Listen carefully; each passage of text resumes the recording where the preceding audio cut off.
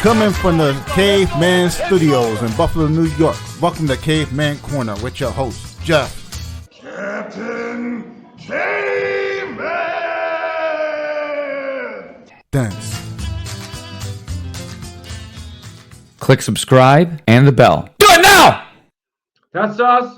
Reuben doesn't really know us too much. We don't really know Reuben too much. Reuben, you became a viral sensation this week. Your interviews being streamed like all over 3 the world. days, man, like tops 4. And Ray saw it. He's like, we got to get this guy on. He wanted to get you on so bad that he scheduled an interview while I was at the gym, while you were at the gym.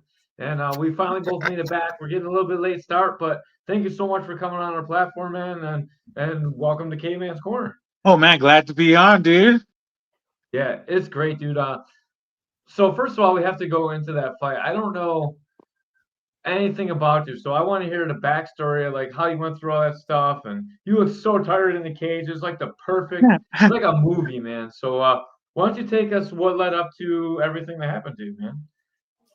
Like from the fight, or how do you want to? How you from the story where you got shot or whatever happened to you, and then you made it back into the cage, and dude, that's what's been blowing up the internet. Well, I'm gonna put a little bit of clarity on it. So in 2019, I was shot 3 times. I was shot 3 different times, 3 different occasions, all in 2019. But the one that got me is I was stabbed 7 times. I was stabbed 6 times in the stomach and 1 time in the arm.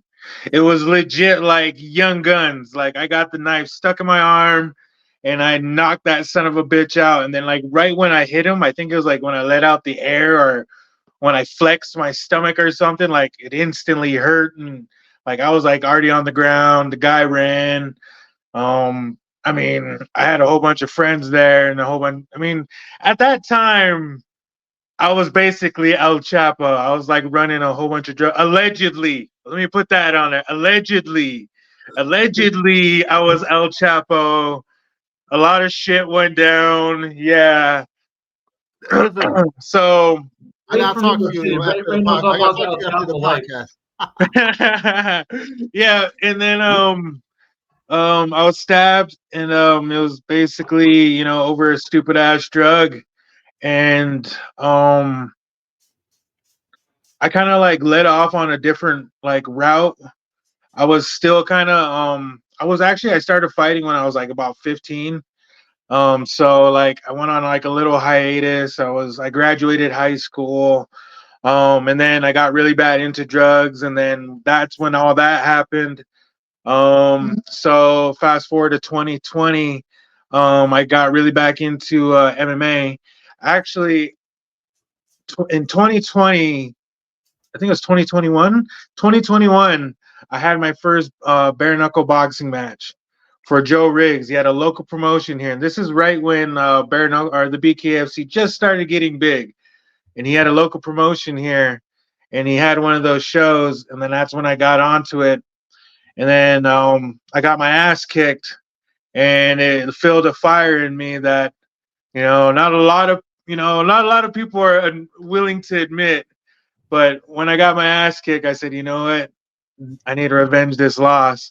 Sadly, when I tried to avenge that loss, I got my ass kicked again. So, I mean, a lot of ups, a lot of downs. And then, I just put my ass into gear after that fight. And then I think I'm on a 4 or 5 fight win streak. I fought just now for Fierce Fighting Championship. I fought a guy who just now fought my brother, and he beat him by TKO. And I took that shit a little bit personally. So I fucking went over to Salt Lake and I fucking handed his ass right in his own hometown. Afterwards, the interview just kind of spiraled out. And that's just where I am today. I'm a recovering drug addict. I'm 4 years clean. And I professionally kick people and beat the fuck out of them in a cage. And then next week I get to fucking do it bare knuckle finally for the BKFC. Hey, man. Are you gonna come out with a rap album now? Oh, dude, that's man. we got a fucking world champion here, Kai Stewart. And this motherfucker is legit fucking starting to become a rapper. So if I can dabble in that game, you know I'm gonna be there. I gotta go back to getting stabbed, man. So it sounded like you didn't even feel like the puncture at all. Is that kind of how it was? Like I've never been stabbed. Like I've been pepper sprayed. I had a lot of bad stuff happen to me, but I haven't been stabbed yet, man. So it's one of my Have big you fears like in life. fallen like on a chair or like on a little object? Yeah. It feels just like that. I legit thought he was stabbing me with a screwdriver. And then after like the fourth one, I'm like, oh shit, this dude is actually poking me with a knife. And then I seen the knife come up, and then I just threw my arm down, and it just went in my arm, and then I ripped my arm away, and I just fucking hit him one time, and boy laid flat while I was laying flat on the other side, just bleeding out. But So what happened after the stabbing? Did they take you to the hospital, or were you like trying to stay out of the hospital? I know like it's probably like a bad situation. Probably don't want to go to the hospital. What happened next? well, like what I said, allegedly I was in a and a lot of people didn't want to take me. They're all tripping out. It was a really bad situation. Nobody wanted to like take me there. And there was this man, his name was Dane Fisher. Rest in peace. The boy he actually died the same way I was stabbed. He was stabbed twice in the chest and he died in Crow Agency. But he took me to the emergency room. He drove me on his truck. And like legit, on the way from when I got on the truck to IHS, which is Indian Health Services, it's Native American. We get free healthcare, not the best healthcare, but we get healthcare. They fucking took me there, and from when he picked me up, he became my mom, my therapist, and then for some odd reason, he thought he was a doctor and he could try to like save my life. And I was like, dude, we're already by the hospital. It's too late, man. Just drop me off, man. Just throw me out the door, head out. But yeah, dude, just he took me to the hospital. Uh-oh. Uh-oh. That's not me, right, Caveman? No, that's not you. Son of a beat. That's like this story's awesome. Hopefully it cleans up. If you can hear us, Reuben, you're froze up, so you need to jump back in here. Dude, can you imagine that? I have a great fear of that. Sweet. Hey, Hey, welcome back. Sweet. That was weird. Yeah, you like froze up for us for a second. So we heard you about to get just throw me off the truck. That's where you froze up at. Yeah, like I just told him to throw me off the truck. And pretty much that's the end of the story of that. Like I didn't press no charges. Crazy thing is I was stabbed February 10th, 2019, and I fought Ezekiel 3. So it was almost like a whole 5-year, 6-year fucking coming to the part. And yeah, dude, it's been crazy ride ever since then, man. That's awesome. We got some fans jumping in the house. You got Kerry Carlos Leon shouting her name with some fire, and you got Wesley Kill Eagle Jr. What's up, man, brother? Oh yeah. Yeah, Wesley, big shout out to Wesley Kill Eagle Jr. So Wesley, he runs an organization, a fight organization called Fight for Our Future. Fight for Our Future. So his whole revenue from the show, he actually donates it to childhood cancer research. He actually donates it to the some of it to Seattle Ronald McDonald House. Oh man, And that's awesome. the cancer center there. And back in like 2022, I had like my 3rd or 4th bare knuckle boxing match, and that's when I took their title. So Joe Wall just shouted out, Roundstone is a real boy. I don't know if you can read this on your phone. Yeah, I love Guasape, man. Yeah, he told me to tell Ray to be like, hey, man, you tell him Guasape said what's up. So the dude is a badass. I love Guasape. I fought in Fort Hall, Idaho, and Guasape was the commissioner there. And fuck, ever since then, me and the boys been kicking it off, dude. He knew I was gonna kick the dude's ass. it's an inevitable. I walk in and it shows. That's awesome. So like I watched this I knew nothing about you before I plugged in. I got home and I plugged this in and I started searching you as I'm making this room and everything. And I was shocked that you were a bare knuckle boxer because in an interview you talk about jujitsu. So Yeah. and then like I see you win by armbar. So like what are you, a grappler, a striker? Like you seem like a wild dude. Like I totally have you pegged as a bare knuckle fighter, but you gotta be like pretty good at some jujitsu as well. Well, my bare knuckle record is 6-1. I'm actually I have my 4th stripe on my purple belt. Nice dog. Oh, And okay. yeah, I was a blue belt for almost like 6 or 7 years. So my Yeah. coach or my professor Jared Stewart, that's actually Crazy Dog Jiu Jitsu. He's actually the one who's been striping me, giving my belts ever since he was a brown belt. I've been a And now white he's a belt for 8 years. professor. Yeah, I don't think you heard you, Ray. Go ahead, say it again. I've been a white belt for 8 years. Hey man, we start somewhere, dude. Trust me, dog. We all get choked. It's an inevitable. Carrie Leon, shout out CNC Management. So big shout out to them. That's gotta be. Is that your Oh, I management love company? the shit out of them, man. If it wasn't for Kerry, Carlos, and Leon, I legit wouldn't be on the BKFC.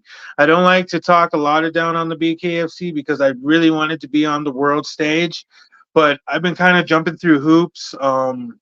A couple matchmakers. Long story short, I was supposed to fight for the BKFC last year. I was actually supposed to make my debut, and yeah, it never happened. It fell through. So they finally found me. I finally got a management group. It was actually right after when they let me go. I was actually when I first contacted Kerry Carlos Leon, and I was like, man, I think I really need to get a manager because the shit that I have to jump through. Because I come from a small town in Montana, and Montana is very unsanctioned.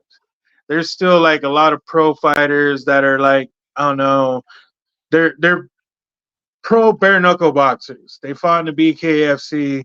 Then they fight for in Montana as an amateur MMA fighter or an amateur kickboxer. We like to throw the word semi-pro out a lot around here in Montana. Like that is a hardcore word out here. Semi-pro. We'll give you a little money if you fight this an exhibition. Yeah. That one's a hard one too. This is just an exhibition fight, but yeah, you're fighting a pro and you're an amateur. It's just for the show, yada yada yada. They put it on Tapology. Next thing you know, you find out you're a pro and you're fucking doing illegal shit. Yeah. So yeah, it's a lot of crazy out west shit out here.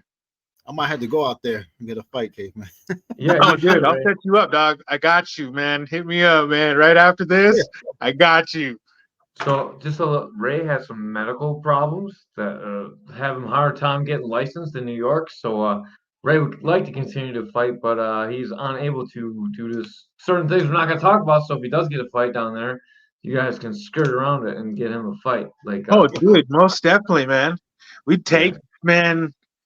It is Montana is crazy. You'd see a lot of crazy shit around here. Like Yeah. we don't even have a commissioning board. We use Wyoming State Athletic Commission for everything. That's Like cool, man. Fusion Fight League, they all bring in a commission. Nobody ever Mountain Force. That's how I met Guasape. They bring in the ISKA now, but Mhm. there is a lot of organizations that still. Joe Riggs of I don't feel bad saying about this one. Joe Riggs, the UFC veteran, dude was running a lot of unsanctioned bouts around here. There was a lot of pros fighting some trash can amateurs, and I felt bad. I felt bad, but I couldn't say anything because I'm not against anybody making a dollar bill. If he's out there making a dollar bill, fuck it, let him fucking swing and hit each other. That's how I And learned. I'm not gonna lie to you. When I was an amateur, my amateur record was 17, 16, 2, and 1. damn, So yeah, dude, I fucking fought a lot. I should have been a fucking pro a long time ago. Then I was like, I'm gonna take a break. Then I came back, and then yeah, in about like a year and a half, I went pro. that's crazy, dude. That's so many fights. Anybody that shoots their hand off is probably doing some a little bit shady stuff. So like you gotta look out for Joe Riggs, I'm sure. Like those guys, they gone through some shit too, man. Like everyone's trying to do their thing, and like he's a cool guy, but he's a wild dude. You know, anyone that really shoots their hand off is a little bit of a wild boy. So Oh yeah, gotta be dude, man. He careful still with these owes me guys. like $500. So Does he? Oh man. it's all right though. I'm all gravy. It's just business.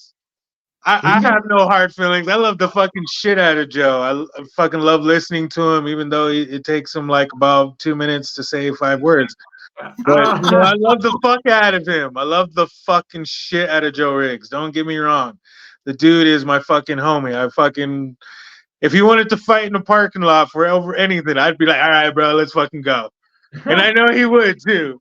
I'm cool with Yeah. it too, man. He's cool with a lot of native guys around here. He's cool with Leo Brasier. Me and Leo go way back. Shit, he's cool with Bridger. Me and my homie who spent a lot of time in prison is pretty cool with Bridger. So, you know, I'm cool with Bridger. And their nephew is actually like my adopted brother. Like I love the shit out of their fucking nephew, Mike Hammond.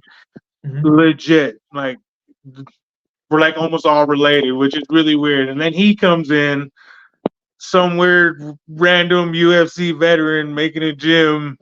Yeah, dude. Then he started pulling some cards around here. Then it was Then he got a lot of bad taste of a lot of people fucking putting a lot of bad taste in a lot of people's mouth, and then he left out of nowhere. And still has a gym here, and it's run by a very good fucking striker. Don't want to say his name because he's the one who kicked my ass twice. Ah! Wow. Damn. I'm looking through your record right now. I'm looking for the name. Don't worry, man. You're gonna find him, man. Actually, he was for a Joe Riggs promotion, so it's never been reported. Yeah, it's definitely not on here. I don't see it. That's a Wild West right there. Oh yeah, man. You have a Dude, question it's mark. crazy. So I'm looking through your record, and you're right. Your fight with Chris Smith is result unknown. I've never seen that before. Yeah, dude. So it was under a promotion at the time that didn't bring in a sanctioning committee, and he's actually my sponsor. He's actually Marvin Coleman, and like what I said at the time, it was very Wild West. Nobody had a commission. Nobody brought anything. They were just having fights, and they were legit paying people to fight, like almost as pros, but just amateurs. And yeah, Chris Smith is actually my teammate now. And I can say this with full confidence. Oh, Oh, maybe he's not gonna say it with full Fight, confidence. like legit, my hair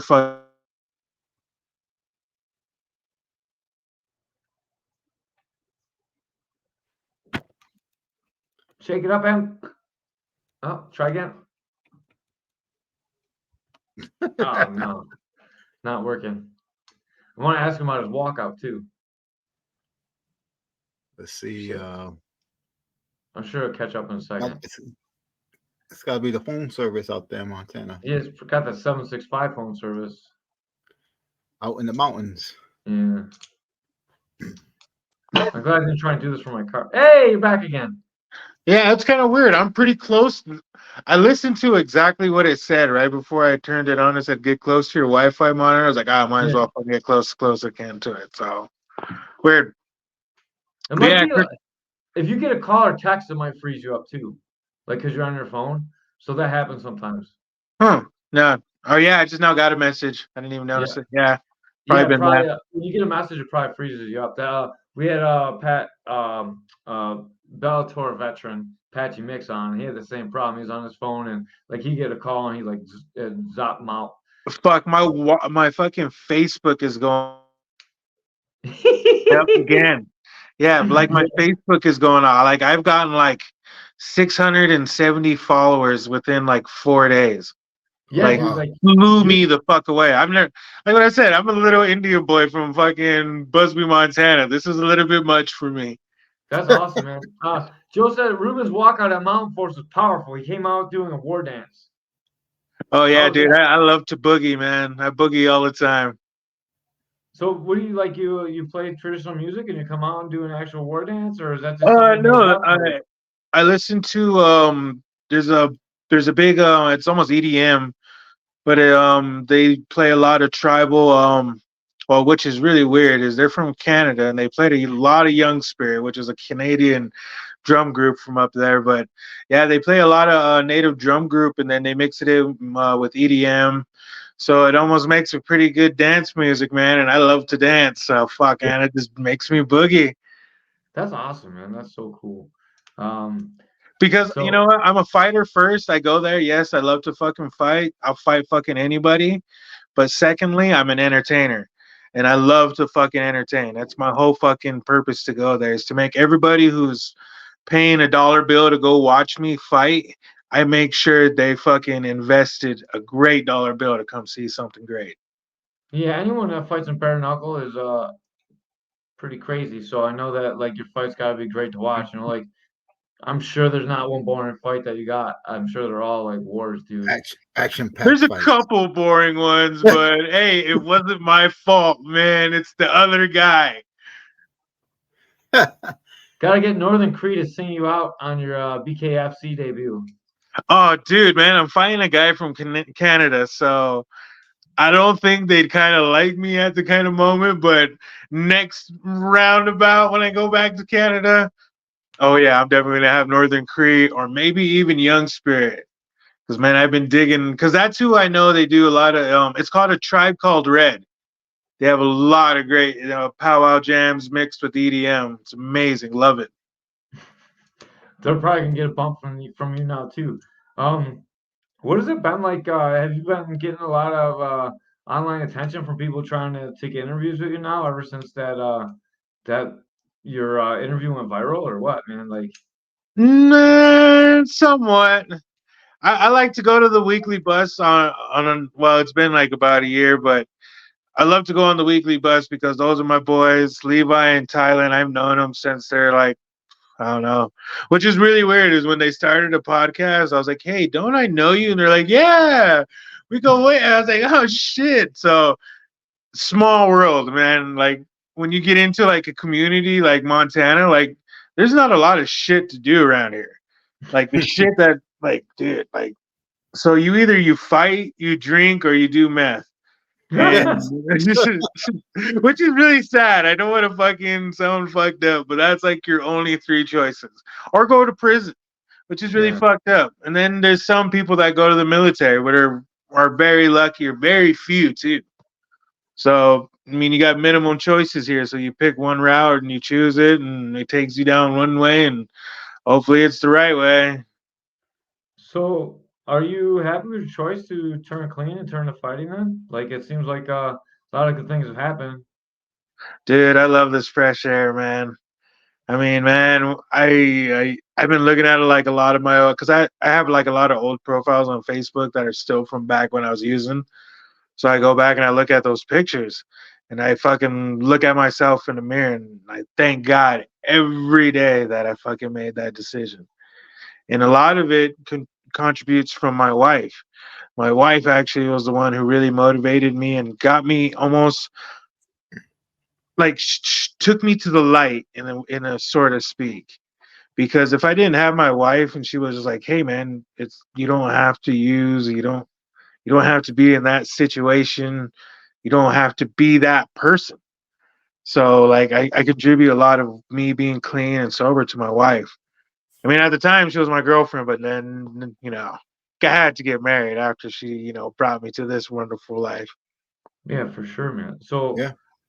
you got clean and sober. You said 4 years ago, so that's 2020. You said when did you say you got stabbed? I got 2019. stabbed in 2019.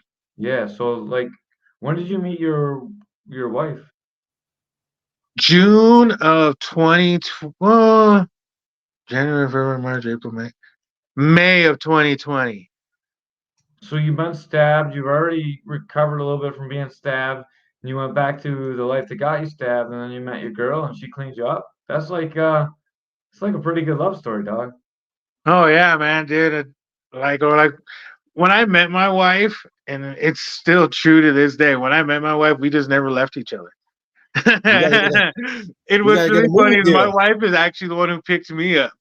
Like the Rimrock Mall, and then she pulled up, and then I was actually gonna help her make a oh, fuck, what do they call them again? It's like a trapper shack, and the trapper shack is basically on back of a Ford pickup, and we're gonna like basically give her like a little camper at the time, and then I just said, you know, just been kicking it ever since then. Let her stay at my house at the time, and then we moved to Helena, and I mean the rest of that story is just it's a Did long she one. did she I have a hard love it. time with you using, or was she like partaking as well? Like, My wife is crystal clean. She yeah, don't she don't even drink. She grew up in a Baptist home, so like her mom, her dad. I mean, I love the shit out of both her parents. They legit like helped me refocus my life too. And they used to own a restaurant, so they've been actually helping me market myself too. that's awesome, man. And like, I'm just thinking about like how powerful like women and like, love is because, like, dude, you had like you almost died, and you're like, nah, whatever, fuck it, I'm just gonna go back to it. And then you like meet somebody, and you're like, man, I'm gonna change my shit around. Like, it's just amazing how the human mind works. I'm always fascinated by that. Right. It was like the perfect timing too, because when I met my wife, I had to been like I want to say about like almost a month clean. And like the reason why I got kind of clean was I kind of had like a falling out with the people I was with, and then I just said fuck this, I'm gonna go on a little dry spout, leave everybody alone, and then I met my wife in Billings. Well, not really met my wife in Billings. I met my wife. She was kind of like in a bad spot, so I helped her out, and then she was actually in Billings getting a job. She was actually trying to move her little family over to Billings. So, and I've already been living in Billings and in that kind of area my whole entire life. And then I was like, you know what, I'm gonna help you. And then at the time, and I'm gonna say this live on a podcast. At the time, I was just trying to help my wife. There was no moves. I know she's in the next room. She's like, you're the one who made the move. There was no moves. I was there to like solely strictly to help my wife, or well, this woman who needed help. She was in a foreign. My wife's actually from Paso Robles, California, so she was in like a whole total different state. It was like something. Well, she doesn't even know how Wild West Billings was. She thought Billings was like the best metropolitan city in Montana, and she didn't know she stepped in meth capital, fucking Montana. You know what I mean? Yeah, She was here for a week, and somebody already pulled a gun on her. And after that, Oh I wow. was like, you know what? I'm gonna help you. You know what I mean? She's like 5'9", 5'10", and her herself has a gun. So I was like, man, either you're gonna shoot somebody or you're gonna get shot at. So, and yeah, ever since then, I've just been protecting her with my whole entire heart. that's awesome, man. That's such a good story. I'm glad that we had you on just to hear that. Wesley Killingle Jr. I had to put my bulletproof vest on to go to Billings today. Yeah, see Wesley. So me and Wesley go way back, and Wesley is an Army veteran, and we talk about Billings constant. I'm like, well, hey man, at least it's not Billings, because man, like Billings has gotten bad. Yeah. Just like in about the past couple, I think these past week, there's been like about 5 or 6 homicides in Billings. Oh my God. Yeah, dude, Billings is nuts. Like at the time, Billings used to be a great city. Back from like about 2000 to like 2008, Billings was a great city. It was a small city. And then out of nowhere, man, it just got nuts. Like the meth hit hard. And then, yeah, man, it's just been crazy ever since. And then and I say this, honestly with my full heart, I was part of that mess. So I feel like it's my civic duty and as a human duty to try my best to help and fix it. Hey, So Caveman, Yeah. we gotta send the guardian angels out there. Yeah. yeah, The New York City Guardian Angels have to go down there and clean up. Our boy Tom Kilkenny. Uh, help you clean up down there. Young man, shooting like people just kind of everywhere. like what Wesley's saying, man. There's teenagers down there fucking picking up guns and shooting people. I think yesterday there was a 16-year-old kid who I'm guessing slit his girlfriend's throat. Yeah, man, Oh, like, dude, it's getting crazy. And I already know it's probably drug related because in a city like that, in a very close environment, and you have nothing to do, there's only two choices you got. You either fucking are either drinking or you're fucking using abusing. And a lot of people, especially from around there, and I know a lot of Native Americans, they choose methamphetamine. oh, man. It's a really big issue on the reservations, man. Meth is like legit took it over. That's sad. Yeah, I got a lot of cousins and a lot of family in the game, and every time I go down to the res, I have to like almost separate myself because I mean, if I put myself back in those situations, it almost causes an anxiety, and it's almost like the same anxiety when I fucking go get like blood tested or something like that. It almost re-triggers something that fucking like takes me back to that time, because like even now, like my wife has really helped me like emotionally open up. Back when I was like about from 16 to like 22, I was a mean motherfucker. Like I never cried. I never said anything about my life. Like I probably wouldn't be on a podcast anymore. Like, dude, I was quiet about my life. I thought like the cops were after me. Like, dude, it was dark times back then. So Wesley said my nephew was shot by the cops there a couple years ago. So the only reason cops didn't kill him was because he didn't look Native American. Is there a lot of racism between like the cops and Native Americans down there? So the Billings Police Department is number one for, and this has actually been quoted a couple times because there's actually a couple Native American, because they took over, I can't remember what it was, but they took over it used to be the old Shriner building, but I can't remember what the company is called. I think it's like NANA, but it's a Native American run nonprofit organization that started to help the homeless community there. And my uncle Goldstein, who actually is one of my sponsors too, he actually owns Run DNC. It's a nonprofit, and he actually runs Food for Our Soul, and he actually helps with that organization. And they basically are just helping the homeless Native American community down there, because there's actually three reservations that border Billings. There's the Northern Cheyenne, the Crow, and the Fort Belknap Indian Reservation, which is the Aninadi Nakota Nation. And I'm actually Northern Cheyenne, and I'm actually half Aninadi Nakota Nation, which is Fort Belknap. And yeah, dude, when you have three bordering reservations, they just flood into the cities. It's like, and then it's like Great Falls. They also flood into Great Falls too, because it's like almost metropolitan, but not, big enough to like call it a big city. But like the homeless communities there, they're like crazy. And I hadn't admitted, I was part of one of those homeless communities. Like the tent cities there, they explode. And like right now, I was just now cruising downtown Helena, and we're starting one here on North Broadway or Broadway. And dude, it's getting crazy. There's like already like 22 tents down there, and this is middle of winter. There's 2 feet of snow where I'm at right now. That's crazy. That's like how cold does it get in Montana? We're in Buffalo, so we get snow and cold. Like so, like we don't. I don't know like how the weather in Montana is. Oh, We don't just worry, get man. I've been to Buffalo. I've been to Boston.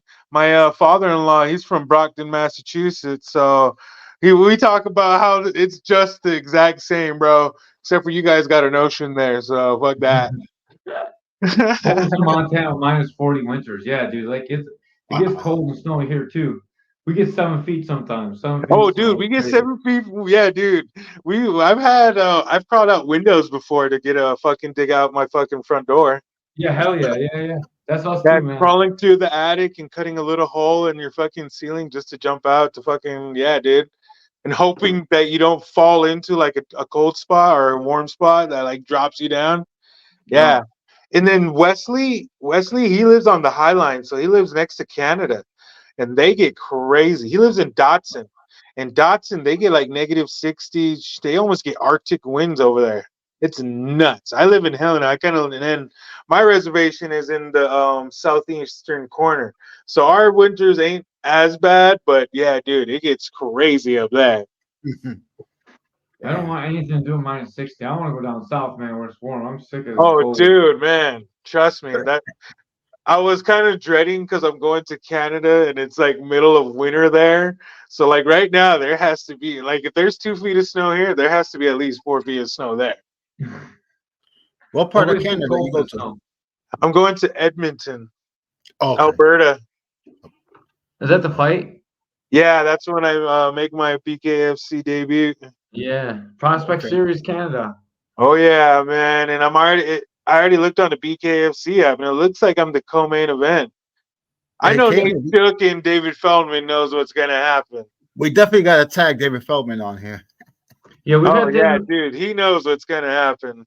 Nate We, Shook, they've seen my videos, dude. I have a couple viral videos out there where I've knocked out a couple guys on bare knuckle. yeah, We we Bare had got David knuckle's my Feldman on game. here a few times. we had him on a podcast a bunch, like Ray was just saying. Yeah. He's like him and Ray got like this thing going on. I don't know why you guys like each other so much, but kind of like it. Him and Dave get along really good. Ray must be hooking him up or something. White belts, they talk to each other a lot. That's true. Yeah. I apologize, man. I'm sorry. No, man. That's fine. If all you ever good. actually come to the gym, I'll give you a blue belt. Like you gotta actually put some time in. Now you got to make it your sole mission to make it there now, man. Yeah. I told him that before. He doesn't care about no belts. He's like, I just want to fight, dog. I don't. Who wants Hey, to man, fight that's me? just how I was too, dog, man. I didn't give no shits about no fucking belt, black belt, brown belt. It don't fucking matter. Like, dude, the only thing that matters is what my fists talk and what my fucking jujitsu says. And after that, fucking, that's just noise. Like, I fought shit. I think it was last year in April. I fought a guy from American Top Team that was a black belt, and I choked him out in the first round. So I always say, a belt is only meant to hold up your pants, and that is it. Yeah, but Ray's not in shape either. He gets tired in 30 seconds, so it's a problem. You got to start learning how to throw a perfect fucking overhand. Ray's all about the leg kicks, dog. He loves those leg kicks. Oh, Man. dude, never Yeah. mind, dude. That's it. Then, yeah, dude, you're fucking you. If you can fucking master a leg kick, dude, I don't even like leg kicks, man. When they fucking hit me in the perfect part of my shin, even when I check a leg kick, it like crumbles me a little bit. Like Yeah. inside, I know it, just like deep down, I'm like, oh fuck. Ray's the king of leg kicks, as we like to call him on the broadcast. But the young Ray would never be tired from throwing leg kicks. This version of Ray, we need to get you back in the gym and train a little bit. I know, like the eyes got you away from training a little bit, but let's get you back, dog. Yeah. We do a podcast. I gotta keep trying to get Ray to come train some more. His cousin just whooped on him a little bit, so now we gotta really get you back. Yeah, my little cousin. He's a beast. Oh man! So what do you know about your opponent in bare knuckle fight? I know Stan Suma. I don't even know how to say his name. I don't know how to say his name either, man. You don't feel bad. I've been butchering it for the past week or so. Yeah, he's 3-0 in regular boxing. It looks like this is his debut for bare knuckle too. At least on the records, but your record doesn't show your bare knuckles either. So he's probably got a couple fights. I'm a black horse in this motherfucking fight. Well, I'm just hoping that he don't get on Facebook or Instagram and start looking at shit and start seeing shit. But I mean, he gets on. I know he can get on Tapology and look me up and all that. It don't really matter to me. He can be fucking King Kong, and I'll fucking still fucking fight his ass. Yeah. And it's probably gonna go the same way either way. But as much as I know, I mean, on BoxRec it says he's like 12-1 as a pro. I mean, records don't really scare me anymore. Fucking, I've my last bare knuckle boxing match, I fought Eric Hempstead, and Eric Hempstead, he was 34-1. Mm-hmm. in boxing as a professional. And I mean, he's 34-2 now, so But and I that's think all that matters, man. the With thing bare with knuckle, boxing is it's not like MMA or bare knuckle boxing. Like, right? you're set up with people that you should beat. You know what I mean? Like they build your Love you record so guys. you can make that payday. So it's a little bit different. If I saw someone that's 32-1 in MMA, I'd be a little bit more concerned than 32-1 in boxing. It's just a little bit different thing. Man, you can hit up Dean Toole and fucking Jorge Masvidal on Game Bread. I fucking was trying to get to fight any of those UFC veterans. It wouldn't matter.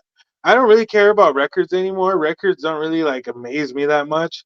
I mean, I'll look back at who you fought and like what you did, but that doesn't define who you are today.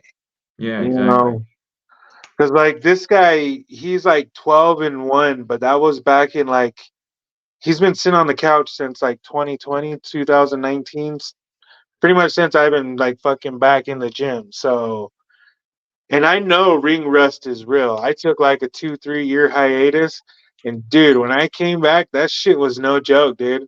I kind of don't want to quit ever again because dude, ring rust is scary, man. Yeah. Like, dude, Yeah. I bent down on my knees and I was like, holy shit. Like, man. And then like I thought I was doing good cardio and I was working out for that fight. I was like, oh yeah, running up hills, sprints. And then when you actually get back in that motherfucker, a minute is a long fucking time. And we got two of them. And he's used to wearing fucking bitch mittens.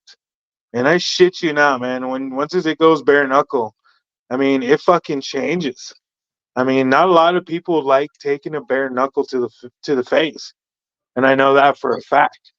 Are And you? me, Hey, I don't Ruben. really give a shit. Ruben, are you good with the clinch? Oh, dude, man, my coach and fucking Marvin, who's just now commenting, who is my favorite corner man. Shit, dude, my clinch game is out of this world. Like, dude, man, I mean, I have really good jiu-jitsu, but like, I fucking do a lot of Muay Thai. I train out of Eight Limbs Muay Thai here in Helena. And my fucking coach Donnie, he's American Kickboxing Association world champion. And dude, he's like took my fucking striking game to the next level. So when I first went to his gym, I was like a pretty average street fighter. I was getting knockouts just from overhands and like lucky fucking head kicks. And that was about it. But now I'm very technical. I can really see pinpoint my fucking my throwing now. And I'm not just like throwing to fucking in the wind hoping something lands. I'm like getting really technical and yeah, dude, this guy doesn't know what the fuck he's getting himself into. Man, that's awesome to hear. I love to hear these like great stories, and I love to just hear your enthusiasm for fighting. And like it's late for us. It's like midnight here, and we get up at 5 o'clock in the morning. And then like I'm so glad that I'm doing this because just hearing you makes me want to get up and go train tomorrow, man. And, like it's like super important. Like Great. That's having the that, whole mission, man. it Is to is, get dude. back in the gym and to sweat your fucking ass off. I do it every day. And I try to Yeah. my fucking best to fucking because I know I have a lot of people behind me. I have a whole fucking tribe. And like not a lot of people from my tribe like see me like I am today.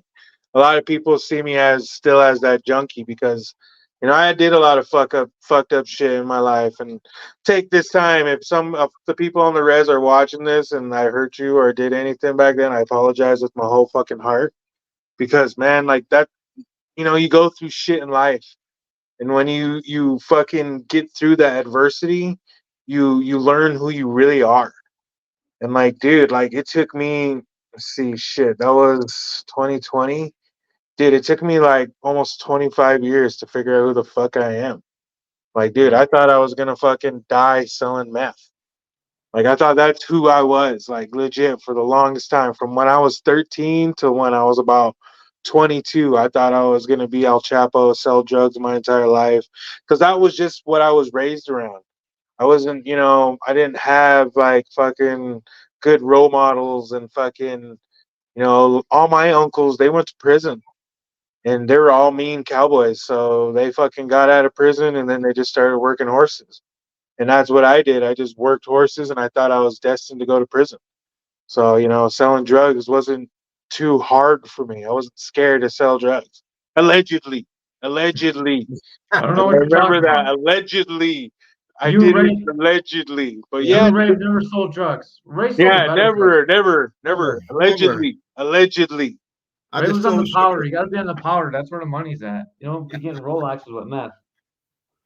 Yeah, man. But like I just like fucking figured my way out of it. And the only way I figured my way out of it is I just almost like had to commit myself to like giving up. And when I just was like, you know what, that's not me, that's not who I am, and that's not who I want to be, I just learned how to start walking forward. Like it was basically I just like was reborn. And then this past year too, which is also crazy, is I was actually baptized this past year. So like, dude, it was like almost like a new life for me. And ever since then, shit, I just been knocking motherfuckers out and fucking armbarring the shit out of them. That's funny, man. You found God, and now you're better at hurting people. Yeah, dude. Fuck, man. I've actually I went through ceremonies on my reservation. I've been through fasting ceremonies. I've done a lot of them. But like when you do that kind of ceremony, you find God in that kind of way. It almost how would you say it? It's it's very spiritual. You touch him with your heart. And then when I found, because I was actually I went to school at St. Bray Catholic School, so I was raised Catholic. Then I went to Native. Then I was fully threw my life into Native American history and Native American spirituality. Went through Sundance, went through fasting, did all that, and then like what I said, I went through drugs, and then I found my boy Jesus Christ, and it like I don't know, it's weird and I don't want to sound corny, but like legit, like I seen the light. It was like I just needed to be here. I just No, was like, no, man. this is who I needed to be. It's not Yeah. corny at all. Marvin says, I hope everyone just sees how much you had to overcome. Good night, brother. See you at training tomorrow. He knows it. I'm gonna be there with God is my good, tubes. brother. And then sell the powder. Don't get Rolexes selling that. Caveman 2024. He's been writing up my campaign slogans. So I did this funny video where I was going to run for president before. If you haven't seen it, Joe, you should definitely check it out. Caveman for president, shaved my head, and I did this funny skit. And I'm gonna have to do another one now. Like Joe's giving me some inspiration. Caveman for president. Yeah. Oh, dude, 2024. I'm gonna Fuck find it and put it yeah. in here, dude. It's hilarious. Man, if you see it in the fucking write-ins, just know Yeah, that I threw dude, your name in there. I've wrote myself in quite a bit just I have too, man. be I've brutally actually honest wrote in with my you. brother more. I think I think you should definitely write me in if you want a good quality president because I'm gonna tell you exactly who pays me off, and then I'm gonna take their money and do whatever they say, like I should, Yeah, like you should. Not like you they say, like you should. like you should, like who would want Yeah, right? Oh man. that? Ray's laughing like he wouldn't take the money. Oh yeah, I definitely take the money. Yeah, man, it's just business. It's just Yeah. business, man. It's You got nothing you got personal. Money's money. yeah you gotta always do the business. Yeah, dude, that's just like how I take it in fights. I mean, there's nothing personal, but I'm gonna beat the fuck out of you and get paid. Yep. All right, I'm gonna pop this in your Caveman for president. Uh, then you guys can just click it and watch it on your own. It is the best. Oh man, I can't believe Ray's shirt is still on. That's because Raymond takes his shirt off. People pay money, they give us stars, and then Ray has to take his shirt off. That's one of the things that we do on a podcast. But no one's done it a little bit, so he's been lucky. And then the link isn't all there. if you click on that, that's going to take you to Caveman for President, and you can watch my little YouTube skit about me running for president, and it's pretty funny.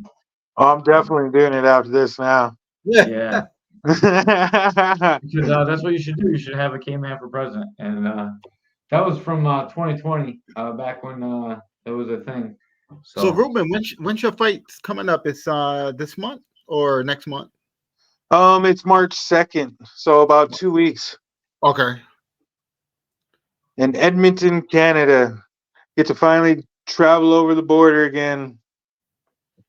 Are you are you allowed to just go across the border, or do you need to have like a passport and stuff? Yeah, I need a passport. If I was gonna drive, I could actually use my tribal ID because here in Canada, by Glacier National Park, it's finally legal for Native Americans to spend a week over in Canada and come back using their tribal ID. Yeah, there But was a lot of talk. We're right by the border too, and there's a lot of talk of that around here too. We have a reservation right by us as well. Yeah, And the Seneca. yeah, I know the Nation. Seneca tribe. Yeah. Yep. yeah, so they can use that for ID for passport too. So I was just wondering how it works, like if that was a universal thing or just like a regional thing or what.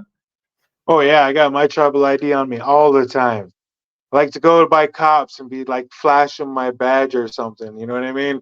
Like, oh yeah, this is my badge, motherfucker. This is my government badge. Are they not allowed to arrest you on the reservation? Arrest? Oh, dude, they do it all the time, man. I have Yeah. 2 cousins just now got shot on the reservation by cops. Oh man. Oh yeah, Wow. dude, it's a never ending thing with cops and Indians. Yeah. You play when you're a kid, right? Oh yeah, cowboys and Indians, Yeah. man. They chase us down, berries and cherries. Man. Yeah, they should stay off your land. That's how I feel. That's rough, man. Are you really into your native culture or is it Oh like yeah, dude. I was my dad basically raised me and my brothers all around Native American culture. Um I've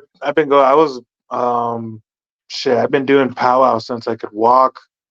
Um Basically I started going through ceremony when I was about like 14, and then I finished when I was about 21. So I finished really early, and that kind of like worked to my advantage because a lot of people on my reservation doesn't know that I went through ceremony, and a lot of people take a lot of pride in, and in my culture we believe that we take the pride and we just put it aside because you're not supposed to be prideful of what you've gone through.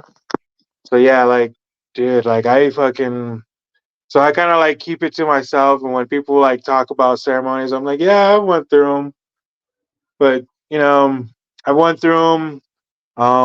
I love teaching them. I used to, when I was living on the reservation, I used to actually teach a class on how to set up the teepee.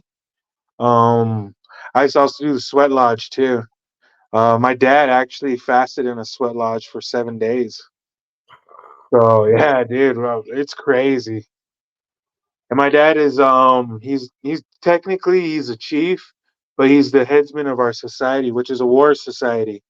And then back when COVID hit hard back on our reservation, like right on the crisp of March of 2020, um, the BIA, the Bureau of Indian Affairs, they actually gave the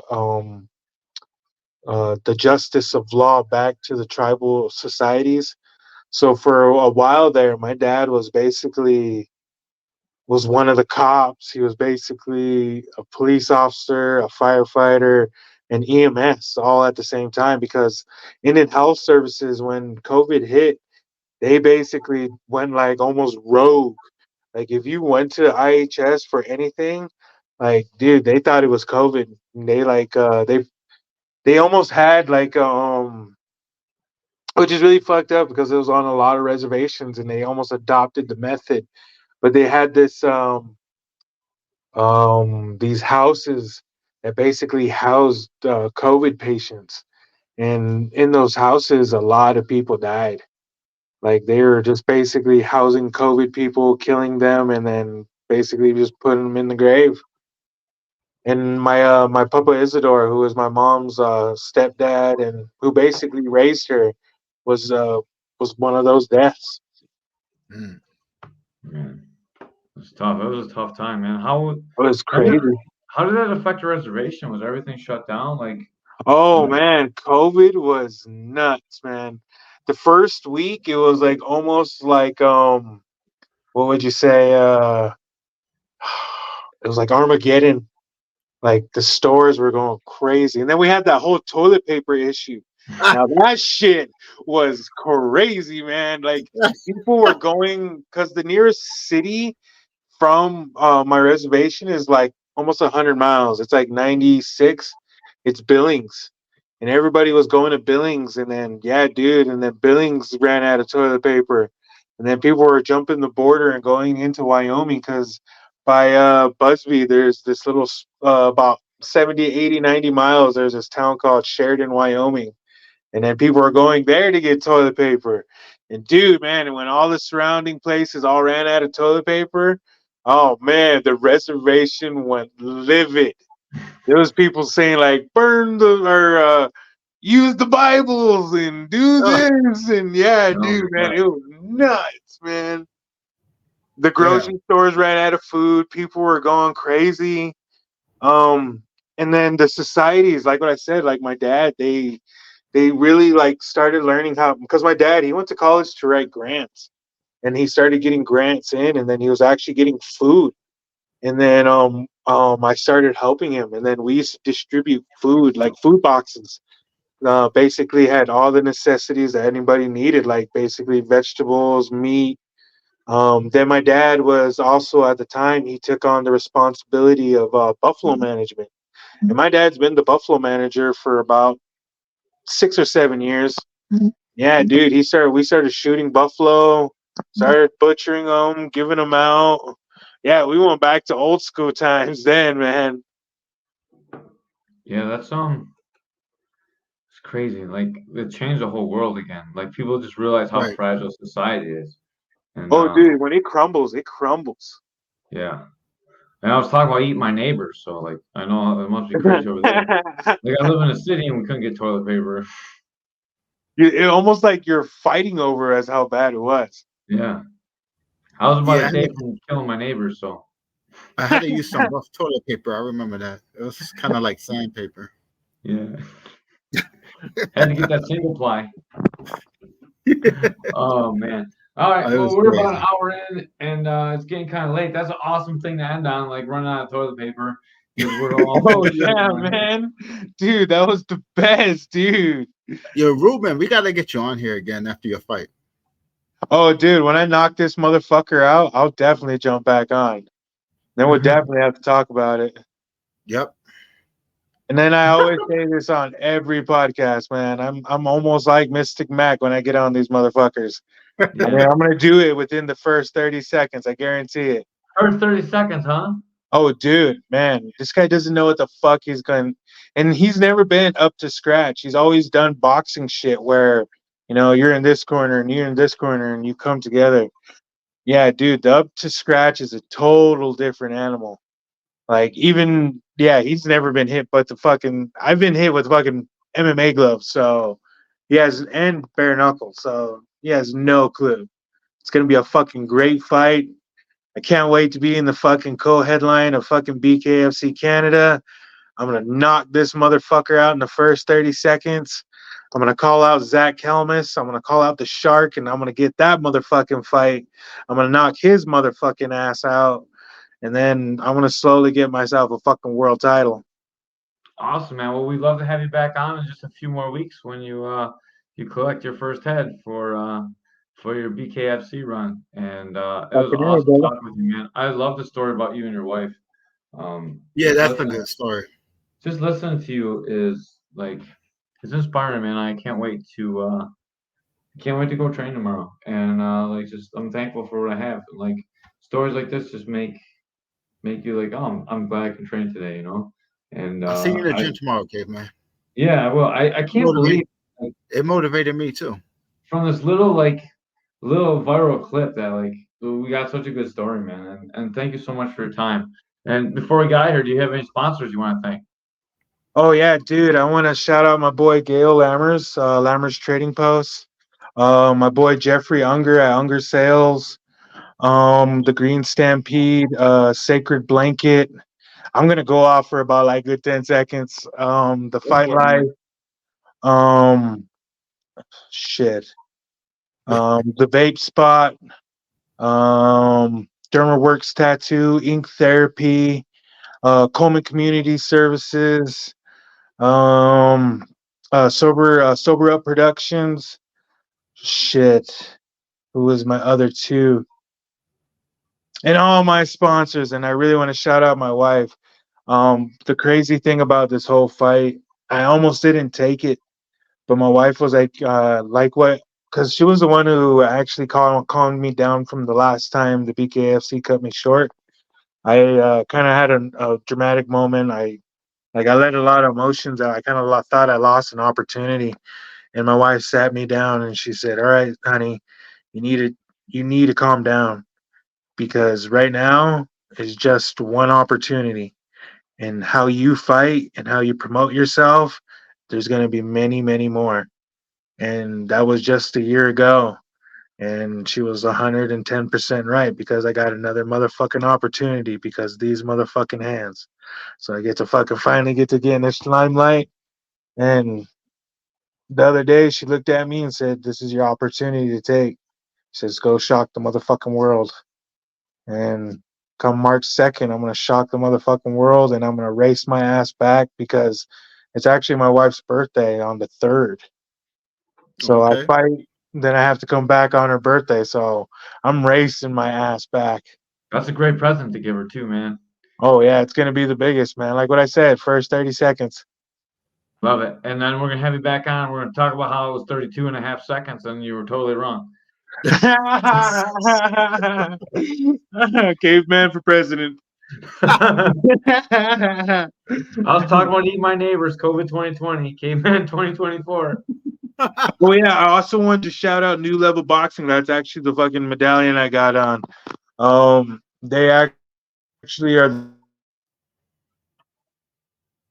Oh, he got a text. Yeah. They're the next new thing. Before I get shut down again, man, I want to thank you guys, man. Thank you guys for having me on. Shout out to the fucking CNC management. Yeah, and Caveman for President 2024. Let's go.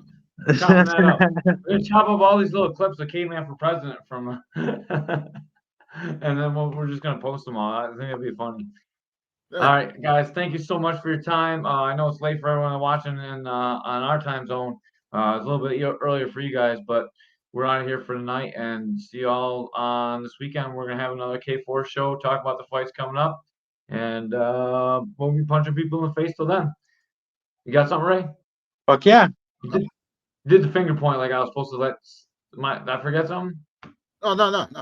Oh, okay. Oh, yep. I got you. Thank you to Integrity Martial Arts for sponsoring that podcast. Sorry, my bad. And have a great night, guys. We're out.